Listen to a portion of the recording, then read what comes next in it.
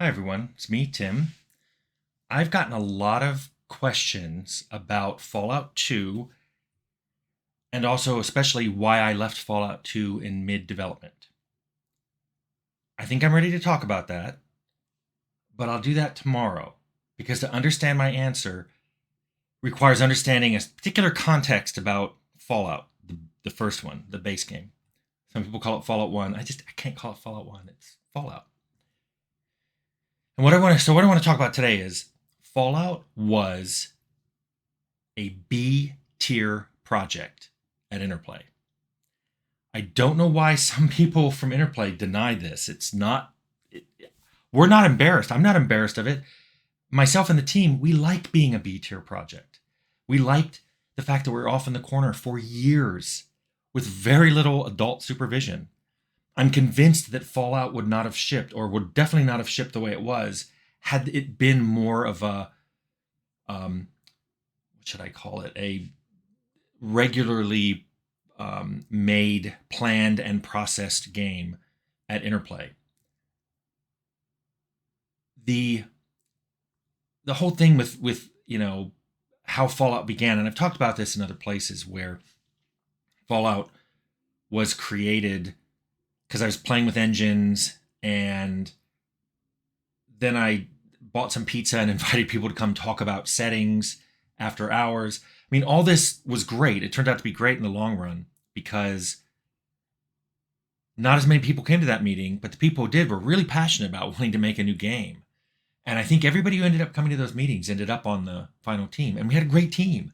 So I'm not saying B tier in necessarily a negative sense. I'm just saying there were a lot of other projects at Interplay that were better funded, had bigger teams, and were prioritized in the internal pipelines above Fallout. So, and also I'll point out that all this changed a few months before Fallout shipped, and two things changed it. Before Fallout shipped, about 6 months, people in QA started coming in evenings and weekends on their own time for free to play Fallout. Some of those QA people were turning down paid overtime on other projects, which then got me in trouble. I got called into the executive producer's office saying, hey, we can't get people to do overtime because they're playing Fallout on their own. Are you encouraging this? And I had to tell them, I'm not encouraging this, but I am encouraged by it. It means I think we're onto something here. Also, Brian Fargo took home a copy of Fallout, I'd say late spring of 97, and it shipped in October. It shipped late September, early October that year. And he called me that weekend. Hey, I'm stuck here. Hey, how do you do this? Is there a way? How many ways past this quest are there? And he was really excited about it. And when he came back, he was telling people about playing it. Then and only then did I start getting people outside the team really interested in what we were doing. But let me walk through why I'm think, and I'm going to say can prove that Fallout was a B tier project at Interplay. First of all, let's talk about the team. I already talked about how I got it together, but the team on Fallout was made up of three kinds of people, and some people were in more than one of these groups. There were a lot of people who were relatively new and inexperienced. Fallout was either their first project or their first project in the role they were in. It was the first project I was in charge of. It was my fourth game in the industry. I had made Grand Slam Bridge, Bard's Tale Construction Set, and Rags to Riches before Fallout. But all of those, I was doing programming and some design. This was the first time I was the project leader. I was the producer. A lot of people on Fallout, this was their first time role. A lot of them, it was their first game. It was Jason Anderson's. I mean, he was hired directly in to do Fallout. Although I think he ended up doing some Stonekeep work as well. So we had a lot of new and inexperienced people. We also had people that I called quiet powerhouses. These were people who were not universally recognized as being really awesome at what they did. And I noticed there were several people like this at Interplay that were just always quiet, their nose to the grindstone, their pen to paper. They were just working all the time. And they did great work, but they never promoted themselves. They weren't the ones to speak up in meetings. So they weren't seen as the go-getters or whatever, but they were the people I wanted. I wanted people who would really want to work hard and make this game good. And then the third group, which is funny, because I'm not going to name names, but there were a number of people assigned to my project because they were considered problem employees on other projects. And let me tell you, with one exception, which I dealt with early and so really didn't have much to do with the project and got rid of that employee, the other ones were great. I didn't see what the problems were, to the point where I actually went to a couple producers to say, what was the problem with this person? And I came to realize that the problem was the managers. They were the problem. Some of them tried to handle every employee as the same employee. They had this one method of dealing with employees, and if the employee didn't like it, they were a problem. And I learned that I had people on my team that would get upset if I didn't come by and check with them every day. They'd get upset. And then there were other people who, once I assigned them a task, would get upset if I checked in on them. If they said it took 3 days, they didn't want to see me for 3 days. So I learned that, and that's how I managed. Now, it was interesting because at one point, about 1.5 years into making Fallout, I was invited to speak at the monthly producer meeting, which I usually skipped. I was too busy. Because other teams had noticed that our team was very motivated and full of passion and just loved what they were doing, and like stay late and would work on things, and were always talking about what they were working on when they'd go to lunch with other people. And they wanted to know how I did that. And I was like, I'm not sure I understand, but I wrote down what I thought were obvious things to do as a project leader, and I talked to them. In fact, I can do a video on that because I found my talk. I found my notes.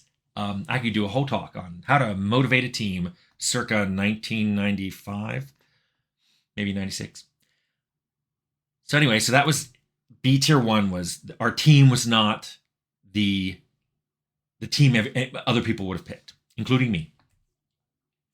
Second one was, I was told repeatedly throughout almost the entire time I was making Fallout that, and these were by people above me, that they couldn't wait for Fallout to ship so they could put me on something worthwhile. And that was because they didn't think, when we were GURPS was a very small, narrow, what do they call it? It was a very narrow focus compared to like D&D. And that's what they wanted me on. Several people were like, oh, we're going to put you on D&D as soon as Fallout ships. In fact, Fallout almost got canceled when Interplay got the D&D license, because they figured, why make this RPG that isn't D&D if we have the D&D license, which some people call the license to print money. I had to convince, and I did it directly to Fargo. I appealed to Fargo not to cancel it. I said, look, this is post-apocalyptic. It's not going to interfere with fantasy D&D games. RPG players buy a lot of RPGs all the time. I didn't know if that was true, but I said it. I did it. And actually, to be honest, these are other videos too, that wasn't the only time Fallout was almost canceled. There were 3. Many people on the team know about 2. They don't know about the third one. But so that wasn't the only time we were almost canceled. But I mean, if we were an A-tier project, I don't think there would have been multiple cancellation attempts.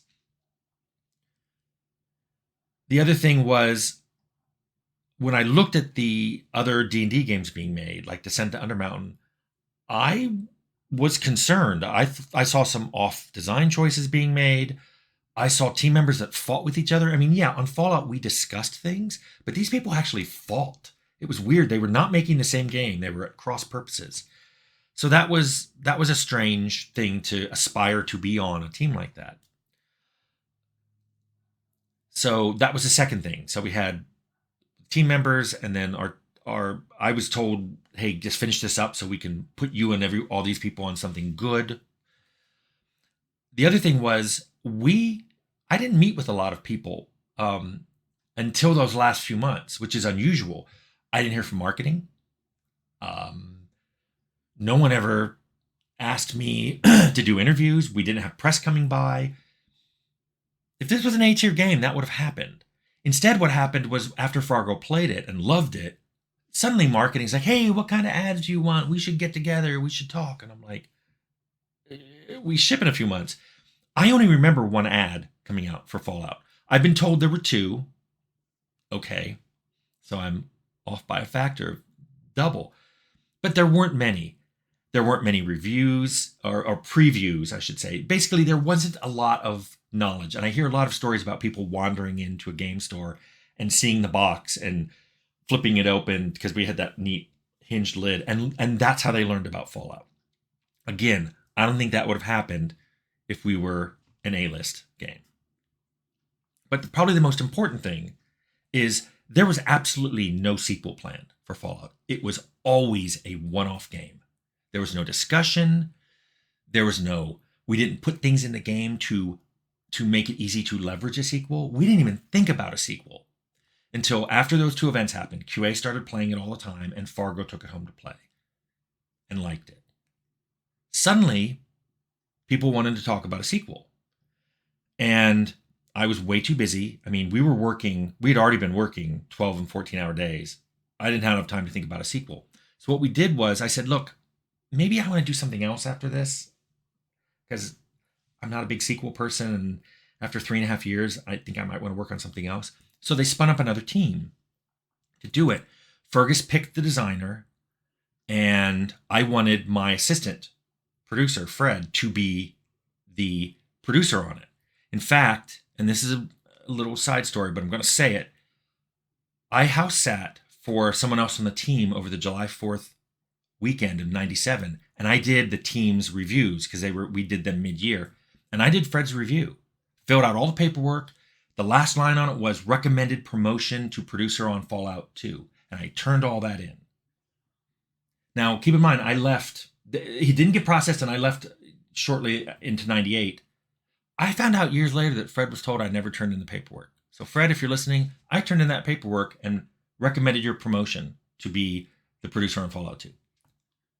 Sorry it didn't happen, and if anybody told you I didn't do it, that's not true. But anyway, so there was a whole second team working on it, and we were trying to get the first game out. What happened was the game shipped. Fallout shipped. It got good reviews. It didn't necessarily get great sales, but it had really good reviews. And some of them were like, it's revitalizing the RPG genre. And we were all, that's really awesome. I started working on something else. Oddly, it's the one thing I can't find my notes for. I don't know what I was working on, but I was working on something else. And that's when not Fergus, but Brian Fargo ordered me back on Fallout 2. So I'll talk about that tomorrow. But I just wanted to get all this down so you understand kind of the context of Fallout being B tier and what it was like kind of at the end. There was another team working on Fallout 2. I was exhausted. I was ready to do something else.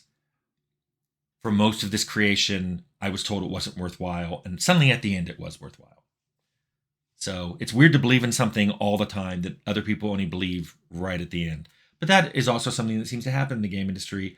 People are reticent to jump on something unless they think it's a sure thing. No one wants to jump on a game that bombs. Like, I still love Temple of Elemental Evil.